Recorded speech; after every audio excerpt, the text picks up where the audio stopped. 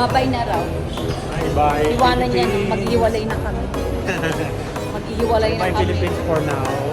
For now.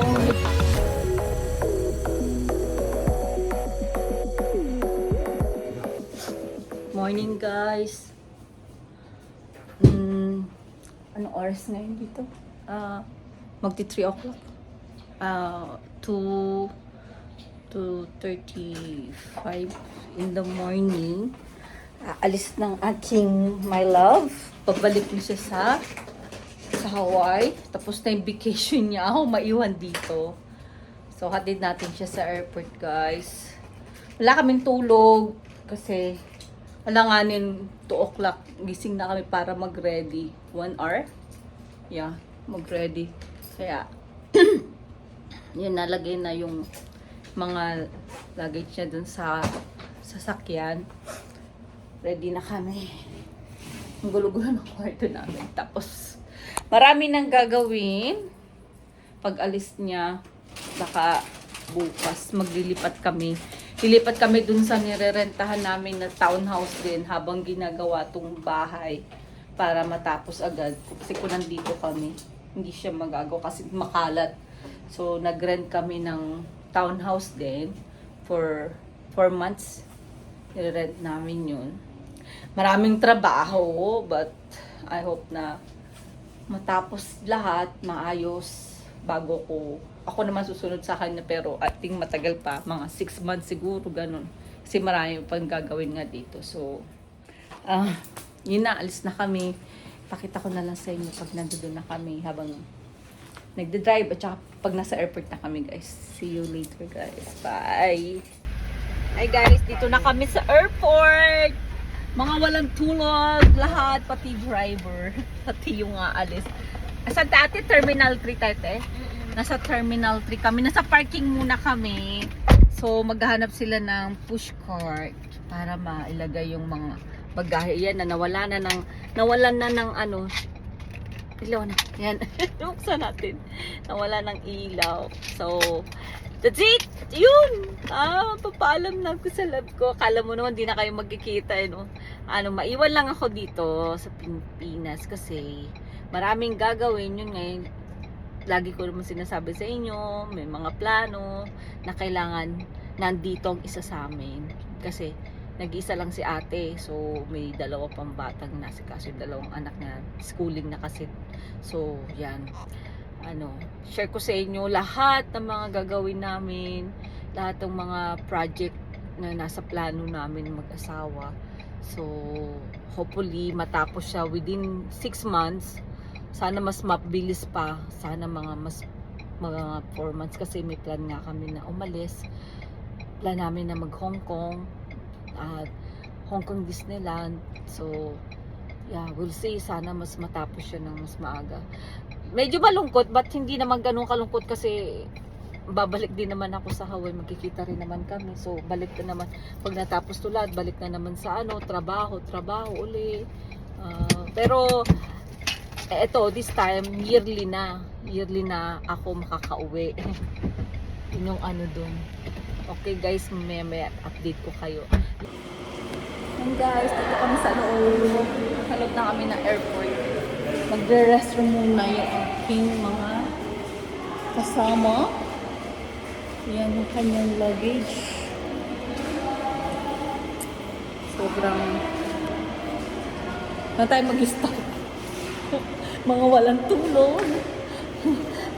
Mga walang tulog, guys. Yan na. Siya mauna sa akin umalis. Hi, guys! How's your morning? It's 4 o'clock. 4:06. It's 4 o'clock, guys. Guys, sa loob na kami. Daming tao.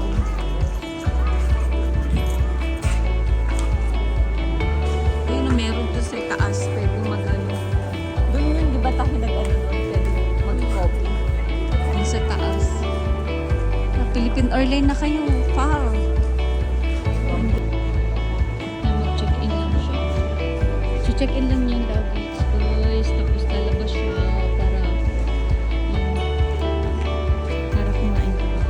Akin lang yung luggage guys. Ayun na. Andun siya.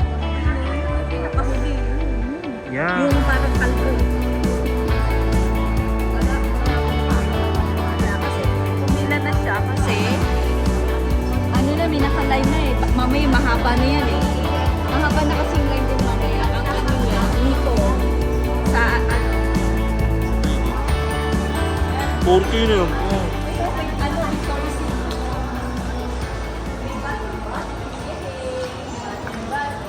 Victoria's Secret. Nagtug namin muna kayo habang naghihintay kami kay Bossing.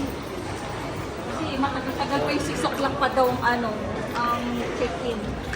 I-check-in niya yung luggage muna. Tapos babalik siya dito. Punta siya dito para mag-coffee kami. So, yan. Meron ng dati ba? Dito tayo dito natin. Starbucks ba yan? Coffee bean. Meron yung doon, Mary Grace eh. Ah, oo nga. Coffee bean lang natin.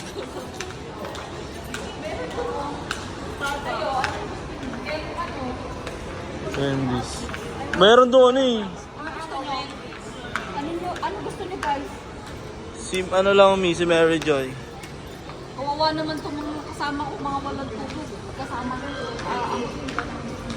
so, Okay. hanap tayo ng ewan ko ano gusto nila. Ay, ito pinaganda dito sa terminal kasi meron silang mga pwede ka makapasok dito sa loob. Sa loob. Yan na, mga pagod. Ilang minutes na lang, babay na. Bye-bye lang. Ang aking mga kasama, pagkuda, kulyat.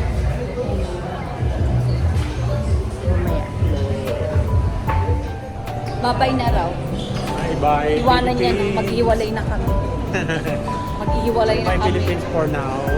For now, hiwalay kami for now, guys. 6 months. 6 months daw. After 6 months kami magkikita ulit. Ito, so yung tindahan na link. Bye-bye, love. O, bye-bye na kayo. Bye-bye na sila. Ay, yung susunod na ano, yung susunod na Terminal 3 lane. Nanalo silang lahat. Nakahag sila. Okay, love. Bye-bye. See you in 6 months. Ang daming gagawin. Hiwalay muna kayo for 6 months. Okay, guys. Bye-bye, love. Yun, guys. 6 months. 6 months. Sana matapos yung project namin in 6 months. Pero okay lang. Enjoy tayo. Saan tayo? Dito na. Bathroom? So, wala na. Wala na siya. Ako na naman sa 500. Oy, bakit mag-duty free ka naman? Ano, gumano na. So, malis na siya. Gumano na eh. Saan siya? Ano tayo sa duty free, guys? Maghintay pa kami ng oras, 10 o'clock. 10 o'clock yung open ng duty free, guys. Punta kami dahil hindi kami nakapunta nung dumating kami. But I think hindi pa too late. 1 month? 1 month ako dito. So, punta tayo ng duty free mamaya. Hintay namin mga 10 o'clock daw. 10 o'clock ang open ng duty free, guys. Yan, guys. Nasasakyan kami. Lumabas na kami ng ng airport. Dito na kami sa parking, guys. Wala na sila. Doon na siya sa loob. So, waiting na lang siya ng ng boarding niya. So, kami, pahinga muna kami dito kasi naantok, lalo na yung driver namin inaantok. Pahinga lang. Hintay lang namin 8 o'clock or 9 o'clock para pumunta kami kasi yung open ng duty free is 10 o'clock. So, dito muna kami sa parking. Magpahinga. Update ko kayo, guys, pag nandoon na kami sa duty free. Tapos, pakita ko sa inyo kung ano yung bibilihin namin kasi nagyaya si ate. And guys, dito kami duty free. Mag-check-in kami doon. Check-in. Check yung passport. Alam ko pwede pa kahit isang buwan. Kasi hindi kami nakapunta nun, yung nadating namin. Ngayon lang ako pumunta kasi nagdating ako sa airport sa asawa ko. So, punta tayo dito sa duty free. Pili daw ng chocolate sa ito. Pero mag-check-in muna. Balikan ko kayo pag nasa taas na kami. Pakita ko sa inyo. Yan guys, binili namin sa duty free chocolate. May pagbibigyan kasi ako. Yung mga hindi ko nabigyan kasi wala kami masyadong dalang chocolate. So, ipagbibigyan ako bukas. At saka yung ibang mga kaibigan. Kaya bumili ako. Cookies. Yun, dito kami sa duty free guys. Bago yung bawal mag-video kaya dito na kami. Teko lang yung dalawa kinuha nila yung na. Wala silang masyadong maraming kulang daw kasi since pandemic hindi daw dumarating yung supply. Ayan. Yan sila dala nila yung wine. Pinikap yung wine doon. Nice. More wine. Promo sila. 6 na bottle siya. Claim ni ate yung free namin sa mga binili namin. Andun siya. Ano yan, te? Yung t-shirt. May free t-shirt, tsaka ang umbrella. Tapos yan. Free yan. Pantulog niya yan eh. May free na kami umbrella. Kana. Guys, tapos na kami sa duty free. Umuulan oh. Kita nyo. Lakas sa ulan oh. Lakas ng ulan. Oh. Pauwi na kami. Tapos na kami maghatid. Tapos ngayon, galing kami ng duty free. Tapos na rin. Pauwi na kami guys. Ano kayang maging Kailangan kami lubog.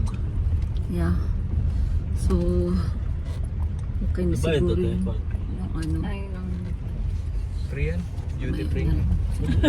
Nakuha mo pa yung punchline na yun ha. So, yun yung yung binayaran namin kanina. Picture na doon sa gitna oh. It's like $200. Basalat na sa gitna. Yung binili namin ngayon sa duty free. Sheesh, duty free. $200. And guys, dito kami papayos daw. Stop na daw dito. Kain daw si ate. Ewan ko kakain itong dalawang barako. Amo na kami. Welcome to Petmans. Yan ba yung... laki. Laki ng chicken. Chicken. Ayan. Ang ganda na ng coffees dito sa Pilipinas. Yan guys, so good nila. Ganda. Shala. Hindi social. Ano ba? Ayan guys, so order na. Order na. Ganda dito. Makulay ang mundo. Basta kami dito sa Pilipinas yung mga ng yan. Yung sa'yo. Ito order ko. Ito na sa akin. Price lang. Price lang. Dinami to. Tsaka iced tea. Ah, ano